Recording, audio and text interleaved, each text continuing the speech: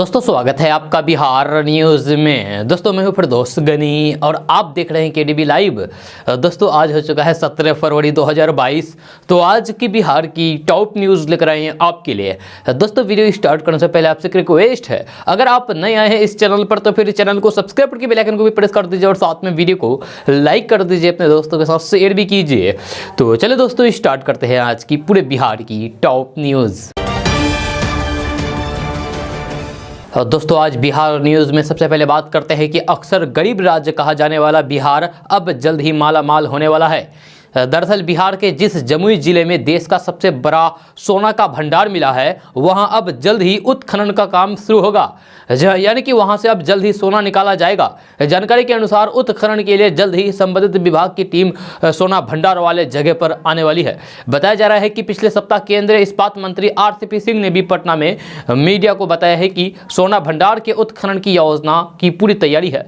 अब ऐसे में जमुई जिले के जिस जगह पर देश के सबसे बड़े सोना का भंडार मिलने की बात केंद्र सरकार ने बताई है, वहां के स्थानीय लोगों का उत्खनन का काम कब से शुरू होगा, इसका इंतजार जल्द ही खत्म होने वाला है। दरअसल जहां देश का सबसे बड़ा सोना का भंडार होने का खुलासा हुआ है, वह इलाका नक्सल प्रभावित और पिछड़ा है। वहां भूगर्भ में छुपे सोना से सिर्फ बिहार ही नहीं बल्कि देश को भी आर्थिक मजबूती मिलेगी। बीते दिनों केंद्रीय खनन मंत्री प्रहलाद जोशी ने लोकसभा में यह खुलासा किया था कि देश में जितना सोना का भंडार है, उसमें सबसे बड़ा सोना का भंडार जमुई जिले के सोनो प्रखंड में है।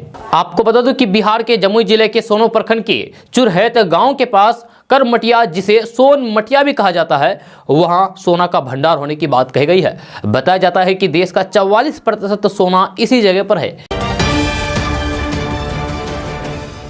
दोस्तों अब बात करते हैं कि बिहार की राजधानी पटना से बड़ी खबर सामने आ रही है।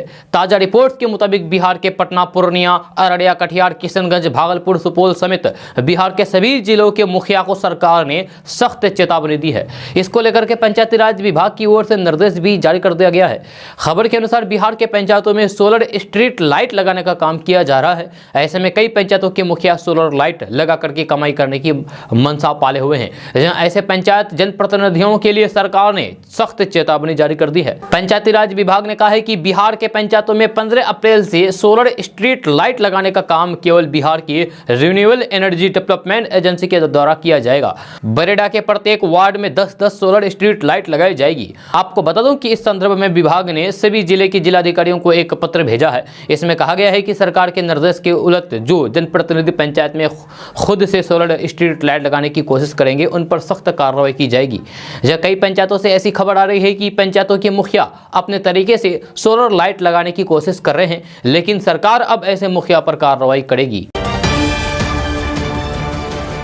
दोस्तों अब बात करते हैं कि किशनगंज, अररिया, पूर्णिया, कटिहार, खगड़िया, सुपौल, सहरसा, मधेपुरा, भागलपुर, पटना, नालंदा, नवादा सहित बिहार के सभी जिलों में आज से मैट्रिक परीक्षा शुरू हो जाएगी। इसको लेकर के बोर्ड ने तैयारी कर ली है। अगर आपने अभी तक एडमिट कार्ड डाउनलोड नहीं किया है तो फिर आप जल्द से जल्द इसे प्राप्त कर लें। आपको बता दें कि बोर्ड द्वारा जारी प्रवेश पत्र यानी कि एडमिट कार्ड 16 तक आधारित वेबसाइट पर रहेगा, जहाँ वहां से स्कूलों के प्राचार्य प्रवेश पत्र डाउनलोड करके अपने हस्ताक्षर और मोहर के साथ परीक्षार्थियों को मुहैया कराएंगे। बिहार बोर्ड ने मैट्रिक परीक्षा में सभी परीक्षार्थियों को जूता मोजा पहन करके बैठने तथा एग्जाम देने की अनुमति दे दी है। बिहार बोर्ड ने सभी परीक्षार्थियों को निर्देश दिया है कि वे मास्क लगाकर ही परीक्षा केंद्र पर पहुंचेंगे और कोरोना गाइडलाइन का पालन करेंगे। एग्जाम में किसी तरीके की नकल करते हुए पकड़े गए तो फिर कार्रवाई की जाएगी। बिहार बोर्ड ने कहा है कि OMR सीट या फिर कॉपी पर नाखून या व्हाइटनर का प्रयोग नहीं कर सकते हैं। अगर किसी छात्र का एडमिट कार्ड घर में छूट जाता है तो फिर पत्रक फोटो मिलान करके उसे बैठने की इजाजत देंगे। 5 मार्च से मैट्रिक की कॉपियों का मूल्यांकन किया जाएगा, यानी कि कॉपियों की जांच की जाएगी।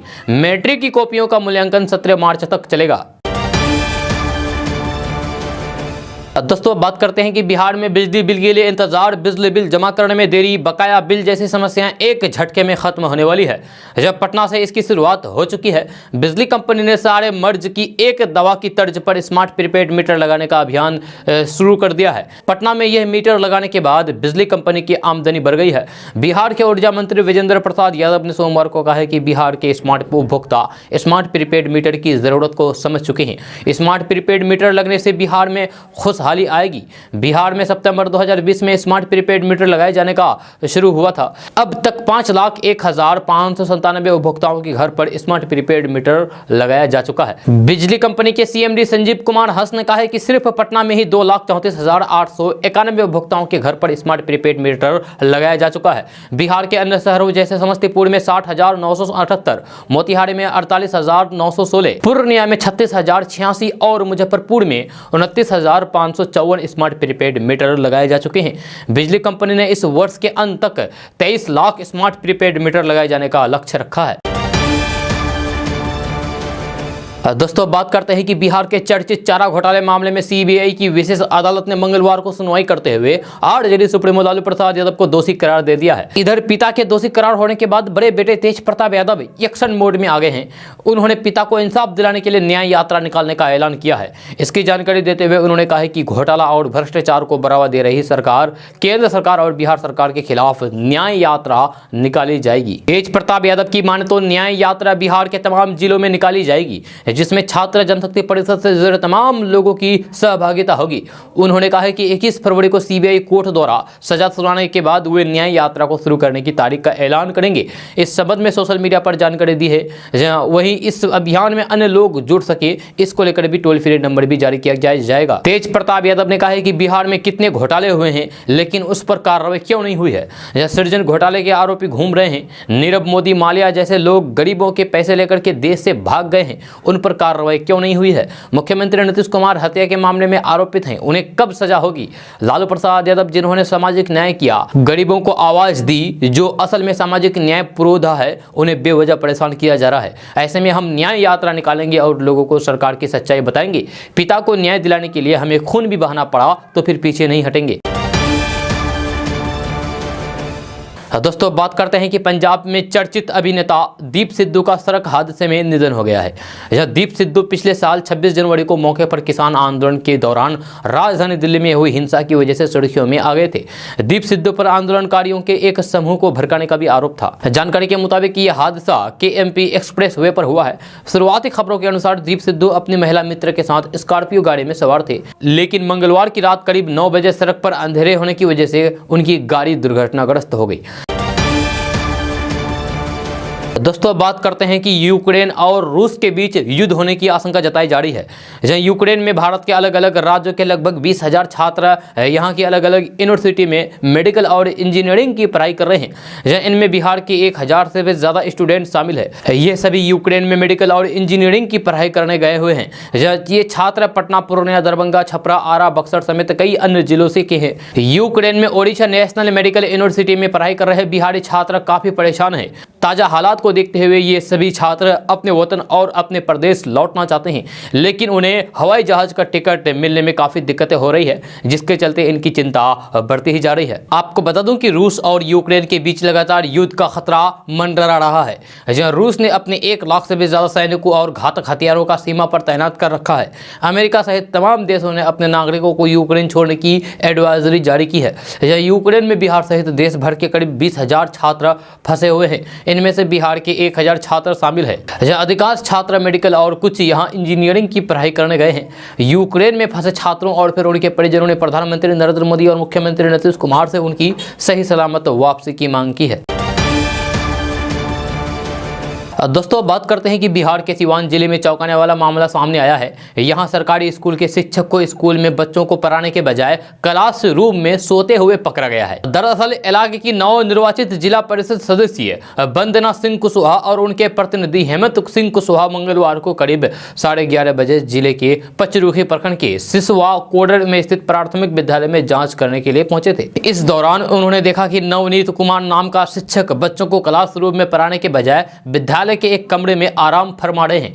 यह सोई अवस्था में जब शिक्षक को जिला परिषद सदस्य ने जगाया तो फिर उन्हें देखते ही उनके होश उड़ गए। इस संबंध में जिला परिषद की सदस्य वंदना कुशवाहा ने बताया है कि कुछ शिक्षकों द्वारा शिक्षा के मंदिर को कलंकित करने का काम किया जा रहा है। जब सरकार समय पर वेतन दे रही है तो फिर क्यों बच्चों को पढ़ाने के बजाय शिक्षक स्कूल में सो रहे थे।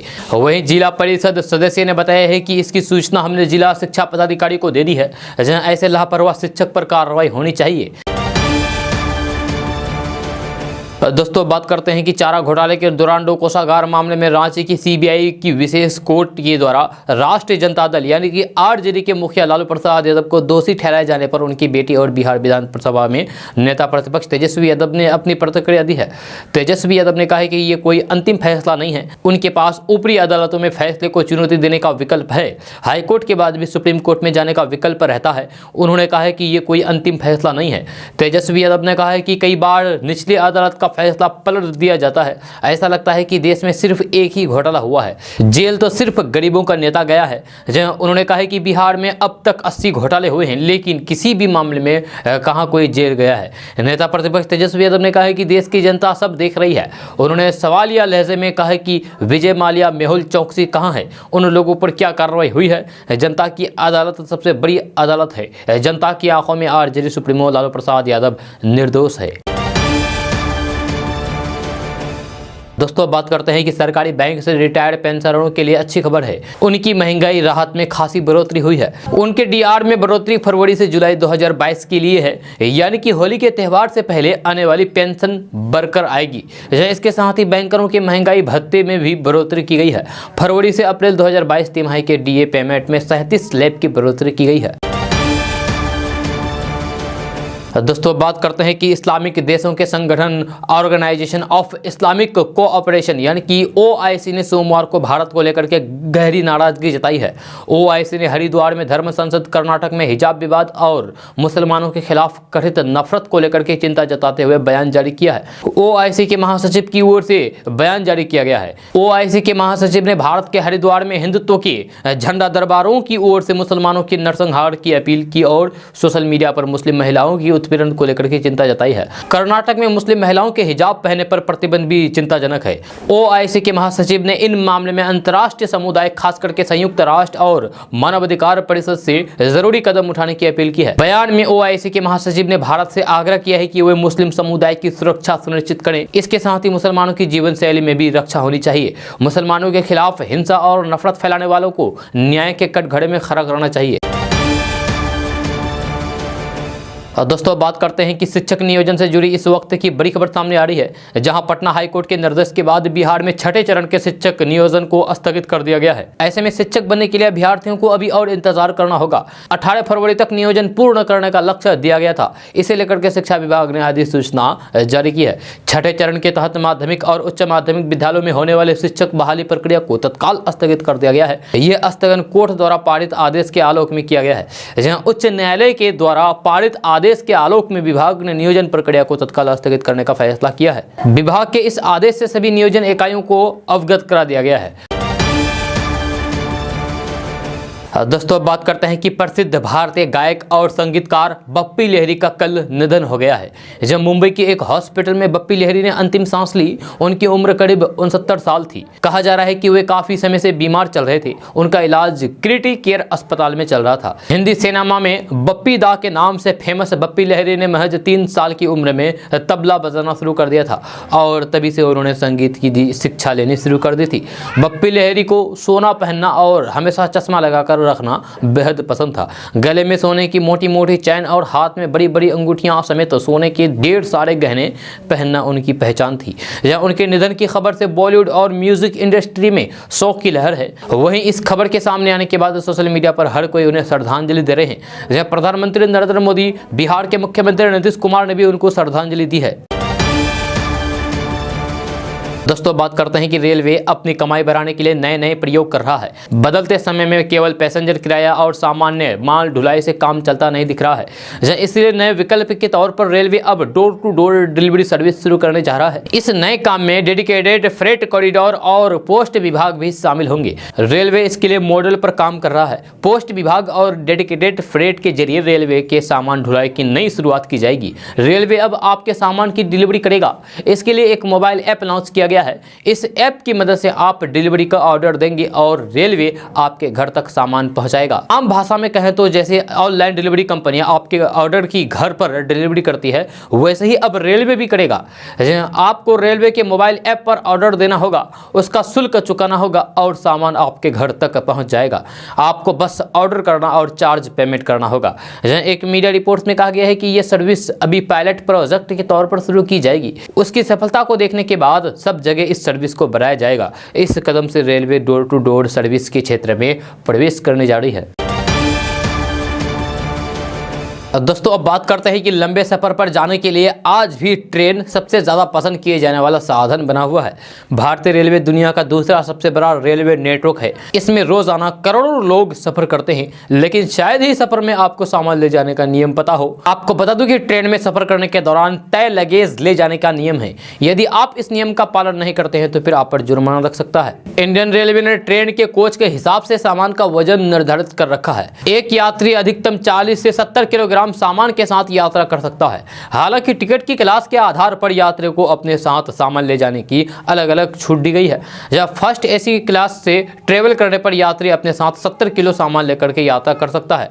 अतिरिक्त चार्ज देकर के आप अपने साथ 150 किलोग्राम सामान लेकर के भी यात्रा कर सकते हैं। सेकेंड एसी से यात्रा करने पर 35 किलोग्राम तक सामान ले जाने की छूट है, लेकिन अतिरिक्त चार्ज देकर के आप अधिकतम 70 किलोग्राम तक सामान ले जा सकते हैं। स्लीपर क्लास में यात्रा करने के दौरान 40 किलोग्राम तक सामान ले जाने की अनुमति है। रेलवे की तरफ से तय चार्ज देकर के अधिकतम 80 किलोग्राम तक सामान ले जा सकते हैं। रेलवे की तरफ से तय की गई सीमा से अधिक सामान ले जाने पर यात्री को कम से कम 30 रुपए की पेनल्टी देनी पड़ सकती है। ज्यादा सामान होने पर यात्री से 1.5 गुना ज्यादा चार्ज भी लिया जा सकता है।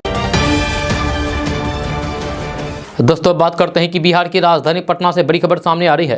ताजा रिपोर्ट्स के मुताबिक बिहार के मुजफ्फरपुर, नालंदा, सीवान समेत कई जिलों में 562 लोगों के TTS-TT प्रमाण पत्र फर्जी पाए गए हैं। इसकी जानकारी बिहार के शिक्षा मंत्री विजय कुमार चौधरी ने दी है। खबर के अनुसार 42,000 प्रारंभिक शिक्षक पदों पर भर्ती में चयनित 562 अभ्यर्थियों के TTS-TT प्रमाण पत्र फर्जी पाए गए हैं, जबकि 358 अभ्यर्थियों की पात्रता अभी संदेह के घेरे में।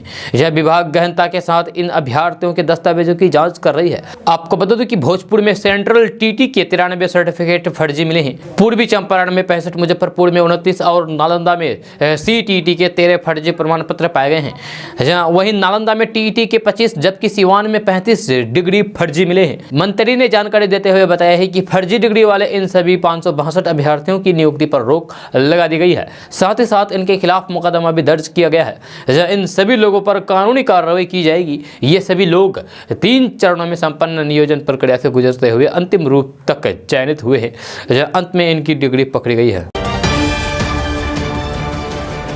दोस्तों बात करते हैं कि बिहार की राजधानी पटना से अच्छी खबर सामने आ रही है। ताज़ा रिपोर्ट्स के मुताबिक बिहार के पटना, बक्सर, आरा, भागलपुर, छपरा में नदियों पर सड़क पुल बनाए जाएंगे। कुछ पुल का निर्माण अंतिम चरण में है, तो फिर वहीं कुछ पुलों के लिए टेंडर निकाला गया जा रहा है। यह खबर के अनुसार राजधानी पटना से शाहबाद और उत्तर प्रदेश आने जाने के लिए कोइलवर में बन रहे नए पुल की दूसरी लेन बनकर के लगभग तैयार हो गई है। इस साल मार्च अप्रैल से पुल से गाड़ियों का परिचालन शुरू कर दिया जाएगा। आपको बता दो कि कोइलवर में बन रहे नए पुल पटना से दक्षिण बिहार, उत्तर प्रदेश के कई जिलों को सीधे सड़क मार्ग से जोड़ेगा। ये पुल इस इलाके के लिए लाइफ लाइन साबित होगा। वही बिहार के अन्य जिलों की नदियों पर भी नए पुल बनाए जा रहे हैं। दोस्तों अब बात करते हैं कि बिहार की राजधानी पटना से बड़ी खबर सामने आ रही है। ताजा रिपोर्ट्स के मुताबिक बिहार में कोरोना महामारी के कारण डॉक्टर और स्वास्थ्य कर्मियों की छुट्टियों को 28 फरवरी तक रद्द कर दिया गया था, लेकिन सरकार ने अब इस संदर्भ में नया आदेश जारी कर दिया है। जब बिहार स्वास्थ्य विभाग द्वारा जारी आदेश के अनुसार बिहार में अब डॉक्टरों और स्वास्थ्य कर्मियों को पहले की तरह छुट्टी मिलेगी। दरअसल क्राइसिस मैनेजमेंट ग्रुप की बैठक के बाद बिहार में सभी प्रकार की पाबंदियों को खत्म करने का फैसला किया है। आपको बता दूं कि बिहार में कोरोना की तीसरी लहर शांत हो गई है। साथ ही साथ जनजीवन भी बिल्कुल भी सामान्य हो चुका है। इसलिए स्वास्थ्य विभाग ने डॉक्टरों और फिर स्वास्थ्य कर्मियों को अवकाश यानी कि छुट्टी देने का फैसला किया है। इसको लेकर के दिशा निर्देश भी जारी कर दिए गए हैं। मिली जानकारी के अनुसार कोरोना की पहली और फिर दूसरी लहर के दौरान भी बिहार के सभी डॉक्टर और स्वास्थ्य कर्मियों की छुट्टियां रद्द की गई थी। वहीं तीसरी लहर में भी इनकी छुट्टियों को रद्द किया गया था, लेकिन अब सामान्य रूप से इन्हें छुट्टी मिलेगी।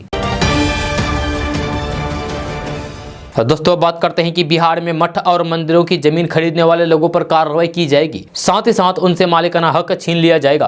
ताजा रिपोर्ट्स के मुताबिक नीतीश सरकार के मंत्री प्रमोद कुमार ने सोमवार को परिसदन में संवाददाताओं से बात करते हुए ये बातें कही है। उन्होंने कहा है कि बिहार में मठ और मंदिरों के जमीन की खरीद बिक्री नहीं की जाएगी, वही जमीन की जमाबंदी करने वाले अधिकारियों पर भी कार्रवाई होगी। पूर्व में जिन्होंने मठ मंदिर की जमीन खरीदी है वे वापस लौटा दे, क्योंकि जिसने भी उन्हें जमीन बेची है उन्हें जमीन बेचने का कोई हक नहीं था। आपको बता दें कि बिहार सरकार बिहार में जमीन सर्वे का काम करा रही है। ऐसे में लोग मठ मंदिरों की जमीन को अपने नाम से सर्वे करा सकते हैं। जहां इसी को ध्यान में रखते हुए सरकार इस पर विशेष नजर बनाए हुए हैं और सर्वे अधिकारियों को भी निर्देश दे दिए गए हैं। मंत्री ने बताया है कि मठ मंदिर की जमीन का पता नहीं लगाया जाएगा तो भू माफिया मंदिर की जमीन का सर्वे अपने नाम से करा लेंगे। दोस्तों बात करते हैं कि आरजेडी सुप्रीमो लालू प्रसाद यादव को डोरांडो कोषागार घोटाले में हुए सजा के बाद बिहार में जमकर बयानबाजी हो रही है। जहां बीजेपी और जदयू इसे इनके पुराने कर्मों का फल बता रहे हैं, वहीं बिहार के पूर्व मुख्यमंत्री जीतन राम मांझी ने लालू प्रसाद यादव को सजा होने के बाद उनके परिवार के संस्कार पर ही सवाल खड़े कर दिए हैं। पूर्व मुख्यमंत्री जीतन राम मांझी ने कहा है कि जिसने बेटे को काबिल बनाया और जिसने अपनी पत्नी को बिहार का मुख्यमंत्री बनाया, इस मुश्किल तरीन वक्त में दोनों में से कोई उनके पास मौजूद नहीं था। लालू प्रसाद यादव के पुत्र और नेता प्रतिपक्ष तेजस्वी यादव ने आरजेडी समर्थकों से निराश नहीं होने की अपील करते हुए कहा कि इस आदेश के खिलाफ ऊपरी अदालत जाएंगे। दोस्तों अब बात करते हैं कि बिहार में हर एक मुद्दे पर जदयू और भाजपा का नजरिया अलग अलग रहा है। जब पहले बिहार में जातिगत जनगणना, फिर विशेष राज्य और फिर अब हिजाब के बहाने सामान्य नागरिक संहिता को लागू करने की मांग को लेकर के भी दोनों पार्टियों में मतभेद नजर आने लगे हैं। चौंकाने वाली बात यह है कि बिहार की सरकार में जदयू भाजपा के साथ है, लेकिन ऐसे विषयों पर जदयू और राजद की भाषा एक सी हो जाती है। दोनों पार्टियों ने भाजपा के समान नागरिक संहिता की मांग को सीधे से नकार दिया है और विरोध किया है। कुछ दिन पहले कर्नाटक में हिजाब पर उठे विवाद के बाद बिहार में समान नागरिकता संहिता को लागू करने की मांग बीजेपी की फायर ब्रांड नेता गिरिराज सिंह ने इसे देश के लिए जरूरी बताया था। उनके बयान के बाद बिहार बीजेपी के विधायक हरिभूषण ठाकुर सहित कई विधायकों ने भी प्रदेश में यानी कि बिहार में इसे लागू करने की मांग की है। बिहार बीजेपी के प्रवक्ता विनोद शर्मा का कहना है कि कॉमन सिविल कोड देश की जरूरत है, जैसे सभी दलों को इस पर विचार करना चाहिए। इसके लागू होने से किसी के साथ पक्षपात नहीं होगा। उन्होंने कहा है कि अभी तो मंदिरों पर टैक्स लग रहा है, लेकिन मस्जिद पर कोई टैक्स नहीं लिया जाता है, इसीलिए देश की एकता और प्रगति के लिए कॉमन सिविल कोड जरूरी है। हालांकि सहयोगी जेडीयू और मुख्य विपक्षी पार्टी आरजेडी इसका विरोध करती है। जेडीयू प्रवक्ता अरविंद निषाद का कहना है कि पार्टी और सरकार को इससे कोई लेना देना नहीं है, कुछ लोग बेकार की बातें करते रहते हैं। मुख्यमंत्री नीतीश कुमार वर्षों पहले अपनी राय कॉमन सिविल कोड पर दे चुके हैं। वहीं आरजेडी का भी कहना है कि कॉमन सिविल कोड की जरूरत नहीं है। आरजेडी प्रवक्ता एजाज अहमद का कहना है कि देश में सभी धर्म को स्वतंत्रता है, आजादी है और संविधान में इसकी व्यवस्था है। ऐसे में बीजेपी की मंशा कुछ और है, लेकिन देश उस तरफ जाना नहीं चाहता है। उन्होंने कहा कि अभी देश में नौजवानों को रोजगार चाहिए, महंगाई पर नियंत्रण होना चाहिए, लेकिन बीजेपी कभी हिजाब विवाद तो कभी कॉमन सिविल कोड जैसे मुद्दे को उठा करके प्रमुख मुद्दे से ध्यान भटकाना चाहते हैं। दोस्तों बात करते हैं कि पूर्णिया के रजिस्ट्रार अमरेश सिंह के कई ठिकानों पर विजिलेंस ने छापेमारी की है। भ्रष्टाचार के खिलाफ नीतीश सरकार की जीरो टॉलरेंस नीति पर चलते हुए निगरानी ब्यूरो ने आज बड़ी कार्रवाई की है। कल सुबह पूर्णिया के जिला अवर निबंधन यानी कि रजिस्ट्रार अमरेश सिंह के 2 ठिकानों पर एक साथ छापेमारी शुरू कर दी गई। जब शुरुआती पड़ताल में रजिस्ट्रार के पास अकुल संपत्ति का पता चला है। रजिस्ट्रार अमरेश प्रसाद सिंह के पटना स्थित आवास और पूर्णिया के सरकारी दफ्तर और आवास पर एक साथ निगरानी की टीम ने छापेमारी की। जब पूर्णिया से अब तक निगरानी की टीम ने 3 लाख कैश बरामद किए हैं, जबकि पटना में स्थित आवास से अब तक 15 लाख रुपए से अधिक बरामद किया जा चुका है। इसके अलावा उनकी कई संपत्तियों के कागजात भी निगरानी के हाथ लग गए हैं। जब पूर्णिया के रजिस्ट्रार अमरेश प्रसाद सिंह के राजीव नगर के केसरी नगर इलाके में 3 मंजिला मकान भी है। इसी मकान में फिलहाल विजिलेंस की टीम छापेमारी की, जहां उनके खिलाफ आय से अधिक संपत्ति का केस दर्ज किया जा चुका है और निगरानी विभाग ने इनपुट मिलने के बाद आज एक्शन लिया है। आमतौर पर रजिस्ट्रार की संपत्ति के बारे में छापेमारी करने के खत्म होने के बाद ही जानकारी सामने आ पाएगी। दोस्तों बात करते हैं कि बिहार के लोगों को अब वाइल्ड लाइफ जू सफारी का मजा मिल सकेगा। मुख्यमंत्री नीतीश कुमार ने बुधवार को इसका उद्घाटन किया है। यहाँ शेर, बाघ और भालू सहित कई तरह के जंगली जीव जंतु अपने प्राकृतिक आवास में भ्रमण करते हुए नजर आएंगे। विशेष किस्म के वाहनों पर सवार होकर के पर्यटक यहाँ जंगली जानवर को घूमते फिरते काफी नजदीक से देख सकेंगे। यहाँ खतरनाक जंगली जानवरों को पिंजरे या फिर उनके बेरे से बाहर देखने का आनंददायक होगा। नालंदा जिले के राजगीर में बने बहुप्रतिष्ठित वाइल्ड चाइल्ड जू सफारी का उद्घाटन बुधवार को मुख्यमंत्री नीतीश कुमार ने किया। इस दौरान उन्होंने एक एक चीज को गहन तरीके से देखा और अधिकारियों से हर मसले पर जानकारी ली। अपने पुराने निर्देशों के अमल के बारे में भी जाना। जहां उन्होंने 177 करोड़ रुपए की लागत से बने जू सफारी का उद्घाटन फीता काट कर किया है। इसके बाद सीएम नीतीश कुमार विशेष बस से जू सफारी का मुआयना करने के लिए निकल गए। इस दौरान उन्होंने अधिकारियों से यहां रखे गए जंगली जानवरों के बारे में जानकारी ली, साथ ही पर्यटकों की सुरक्षा के लिए किए गए उपायों के बारे में भी पूछा। दोस्तों बात करते हैं कि 3 दिन पहले यानी कि 14 फरवरी 2022 को पूर्णिया ने 252 साल का सफर पूरा किया। जी हां, 1770 में इसकी स्थापना हुई थी। स्थापना दिवस के दिन जिला प्रशासन की ओर से पौधारोपण, हेल्थ चेकअप कैंप जैसे कार्यक्रम आयोजित किए गए। वहीं दूसरी ओर पूर्णिया के समग्र विकास और एएमयू किशनगंज के फंड समेत 7 मांगों को लेकर के छात्र अनिश्चितकालीन भूख हड़ताल पर बैठ गए हैं। बुधवार को चौथे दिन भी छात्र भूख हड़ताल पर बैठे थे, भूखे प्यासे बैठे थे। जी हां, मिथिला स्टूडेंट यूनियन यानी कि एमएसयू के जिला अध्यक्ष के बैनर तले छात्र धरना दे रहे हैं। जहां एमएसयू के जिला अध्यक्ष अविनाश कुमार मिश्रा ने बताया है कि उन लोगों ने 7 सूत्रीय मांग रखी है। इसको लेकर के पहले भी वे लोग आवाज उठा चुके हैं, लेकिन इस पर ध्यान नहीं दिया जा रहा है। यह अनशन तब तक जारी रहेगा जब तक हमारे सभी मुद्दों पर उप मुख्यमंत्री तारकिशोर प्रसाद खुद आश्वासन नहीं देते हैं। दोस्तों बात करते हैं कि बिहार के नालंदा से अच्छी खबर सामने आ रही है। ताजा रिपोर्ट्स के मुताबिक नालंदा जिले के राजगीर में पर्यटकों को आकर्षित करने के लिए कई तरह की परियोजनाओं पर काम किया जा रहा है, ताकि ज़्यादा से ज़्यादा सैलानियों को यहां आकर्षित किया जा सके। खबर के अनुसार राजगीर में 1300 करोड़ की लागत से एलिवेटेड कॉरिडोर का निर्माण होने जा रहा है। केंद्र सरकार ने सितंबर 2021 में इस एलिवेटेड कॉरिडोर परियोजना को हरी झंडी दे दी है। अब ये परियोजना धरातल पर उतरने जा रही है। आपको बता दूं कि नालंदा जिले के राजगीर में जल्द ही घने जंगलों के बीच 8.7 किलोमीटर लंबा एलिवेटेड कॉरिडोर बनाया जाएगा। राजगीर वन क्षेत्र से गुजरने वाले सभी सैलानियों एलिवेटेड रोड से हरे भरे जंगलों का नजारा देख सकेंगे। इसको लेकर के तैयारियां चल रही है। एलिवेटेड कॉरिडोर रोड पर रोपवे के पास उतरने और फिर चढ़ने के लिए रैंप का भी निर्माण किया जाएगा। केंद्र सरकार से मंजूरी मिलने के बाद इसका निर्माण कार्य शुरू हो गया है। इसके लिए सरकार के द्वारा करीब 1300 करोड़ रुपए खर्च किए जाएंगे। दोस्तों अब बात करते हैं कि पंजाब में एक रैली के दौरान मुख्यमंत्री चरणजीत सिंह चन्नी द्वारा यूपी और बिहार के लोगों के खिलाफ दिए गए बयान के बाद सियासी घमासान छिड़ गया है।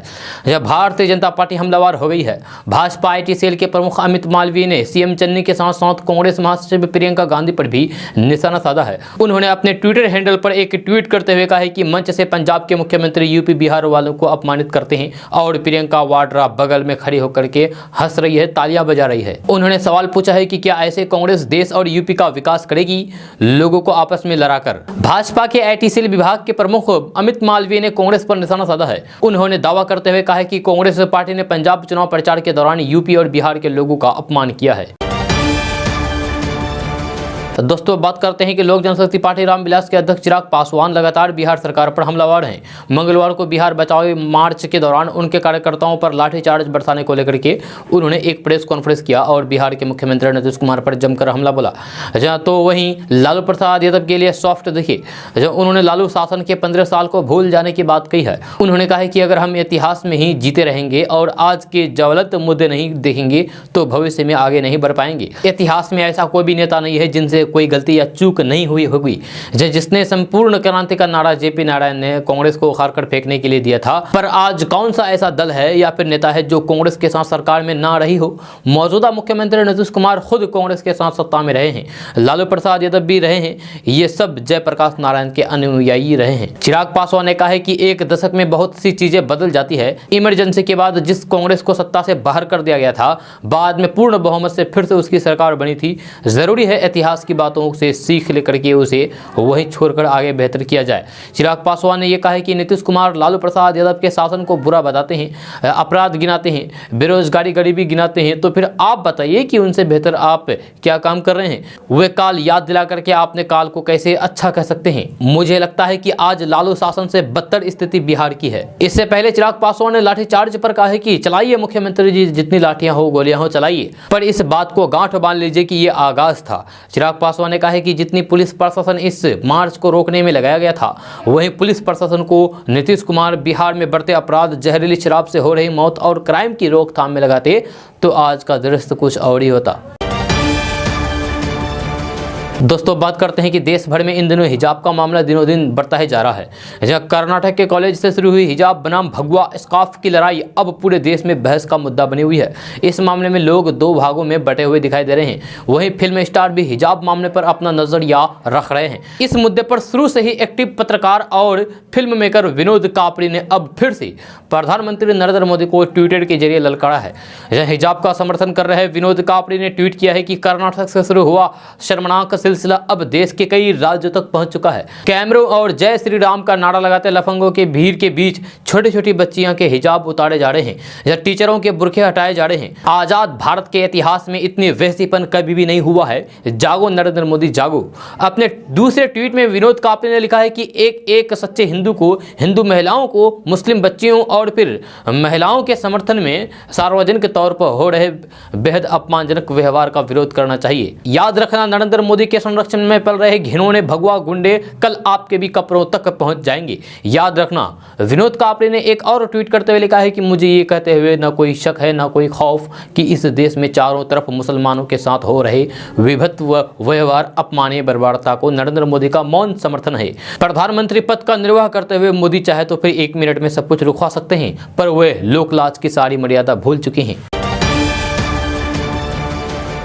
दोस्तों अब बात करते हैं कि उत्तर प्रदेश के मुख्यमंत्री योगी आदित्यनाथ की एक तस्वीर सोशल मीडिया पर तेजी के साथ वायरल हो रही है। यह तस्वीर खुद मुख्यमंत्री योगी आदित्यनाथ के ट्विटर हैंडल से शेयर की गई है और लिखा गया है कि जनपद इटावा इतिहास रचने जा रहा है। आतंकियों के रहनुमा और अपराधियों के सरपरस्त यहां पस्त रहेंगे। इटावा ने थाना है, हर बूथ पर कमल का फूल खिलाना है। सीएम योगी की इस तस्वीर को लेकर के दावा किया जा रहा है कि यह फोटोशॉप तस्वीर है। यह तस्वीर में भीड़ कहीं और देख रही है और सीएम कहीं और। सोशल मीडिया पर तमाम लोग इस फोटोशॉप को शेयर करके चुटकी ले रहे हैं और मीम्स बना रहे हैं। पूर्व आईएएस सूर्य प्रताप सिंह ने अपने ट्वीट में यूपी पुलिस को टैग करते हुए लिखा है कि क्या यूपी पुलिस एडिटेड फोटो डालने पर मुकदमा लिखेगी? मुझ पर तो सच्ची फोटो डालने पर भी समाज में भय फैलाने का आरोप लगाकर मुकदमा लाद दिया था, अब क्या होगा? उन्होंने चुटकी लेते हुए पूछा है कि एडिटेड भी 2 रुपये वाला लगवा रखा है क्या? दोस्तों बात करते हैं कि बिहार के सरकारी एवं गैर सरकारी मेडिकल कॉलेजों में एमबीबीएस तथा डेंटल कॉलेजों में बीडीएस में नामांकन के लिए दूसरे राउंड की प्रक्रिया मार्च में शुरू होगी। केंद्रीय कोटे के तहत दूसरे राउंड की प्रक्रिया के रीशेड्यूल होने के बाद बिहार संयुक्त प्रवेश प्रतियोगिता परीक्षा बोर्ड यानी कि BCE-CEB की ओर से मार्च में काउंसलिंग नामांकन प्रक्रिया आरंभ करने की तैयारी चल रही है। पहले राउंड में सरकारी कॉलेजों में 1151 तथा निजी कॉलेजों में 950 सीटों पर नामांकन के लिए प्रक्रिया शुरू हो गई है। दोस्तों बात करते हैं कि बिहार में पछुआ हवा के असर के कारण ठंड का प्रभाव अब तक बना हुआ है। हवा की रफ्तार तेज होने के साथ ही शाम होते ही तापमान तेजी से गिरने लगता है और रात को ठंड काफी अधिक बढ़ जाती है। हालांकि दिन के वक्त अच्छी धूप लगातार ही निकल रही है। बिहार में पछुआ हवा का प्रभाव बने होने के कारण अगले 5 दिनों तक मौसम शुष्क बना रहेगा। पछुआ हवा की गति 8 से 10 किलोमीटर प्रति घंटा रहेगी। मौसम वैज्ञानिक केंद्र पटना के अनुसार अगले 3 दिनों तक तापमान में कोई खास बदलाव नहीं होगा। इसके बाद 2 से 3 डिग्री की वृद्धि के आसार हैं। वहीं सुबह और शाम का ठंड प्रभाव बना रहेगा। बिहार के न्यूनतम तापमान में आंशिक वृद्धि दर्ज की गई है। आकाश साफ होने के साथ पारे में उतार चढ़ाव की स्थिति बनी रहेगी। जब सुबह और रात के समय ठंड का असर रहेगा, जब हालांकि धूप निकलने के बाद मौसम सामान्य रहेगा। पिछले 24 घंटे के दौरान रात के तापमान में आंशिक परिवर्तन देखने को मिलेगा। पछुआ हवा के ही कारण फिलहाल सुबह और शाम और रात के वक्त ठंड का एहसास बना रहेगा। अब दोस्तों बात करते हैं कि बिहार सरकार की बर्खास्तगी की मांग को लेकर के लोजपा रामविलास पार्टी के नेताओं और फिर कार्यकर्ताओं ने पटना में मंगलवार को राजभवन मार्च का आयोजन किया था। लेकिन जिला प्रशासन की नज़र में ये मार्च गैर कानूनी था, क्योंकि ये पटना के प्रतिबंधित क्षेत्र में आयोजित किया गया था। जब पटना जिला प्रशासन का मानना है कि लोक जनशक्ति पार्टी रामविलास द्वारा बिना किसी समक्ष प्राधिकार की अनुमति के राजभवन मार्च करने का प्रयास किया, बिना समक्ष प्राधिकार के प्रतिबंधित क्षेत्र में प्रदर्शन करने, प्रशासनिक कार्य में बाधा डालने, यातायात अवरुद्ध करने, भीड़ भाड़ लगाने, जनजीवन प्रभावित करने, धक्का मुक्की करने आदि के आरोप में कोतवाली थाने में 8 ज्ञात एवं सैकड़ों अज्ञात व्यक्तियों के विरुद्ध प्राथमिकी दर्ज की गई है। दोस्तों बात करते हैं कि बिहार के 5 जिलों में इस साल 7 आरओबी बन जाएंगी, जहां इसमें वैशाली, सारण, सुपौल, कटिहार और अररिया जिला शामिल है। इसके साथ ही 4 अन्य आरओबी अगले साल बन जाएंगी। ऐसे में अगले साल तक कुल 11 आरओबी बनने से लोगों को जाम से मुक्ति मिलेगी, जहां साथ ही आवागमन बेहतर होगा। इन सभी 11 आरओबी की अनुमति की लागत करीब 684 करोड़ रुपए है। सूत्रों के अनुसार इस साल बनने वाले आरओबी वैशाली जिला में 2 और छपरा के रिविलगंज में 1 शामिल है, जहां इन तीनों आरओबी की अनुमानित लागत करीब 195 करोड़ रुपए है। हाजीपुर छपरा 4 लेन में वैशाली जिला के अंतर्गत 1 आरओबी बन चुका है और दूसरे का निर्माण चल रहा है। वहीं छपरा के रिविलगंज में करीब 1.5 किलोमीटर लंबाई में आरओबी की बाईपास सड़क बन रही है। दोस्तों आज का न्यूज़ बस ये था। कैसा लगा जरूर अपना सुझाव दीजिएगा नीचे कमेंट बॉक्स में कमेंट करके। अगर आप नए आए इस चैनल पर तो फिर चैनल को सब्सक्राइब करके बेल आइकन को भी प्रेस कर दीजिए और साथ में वीडियो को लाइक कर दीजिए, अपने दोस्तों के साथ शेयर भी कीजिए। तो चलिए दोस्तों फिर मिलते हैं नेक्स्ट वीडियो में, तब तक के लिए जय हिंद, जय बिहार।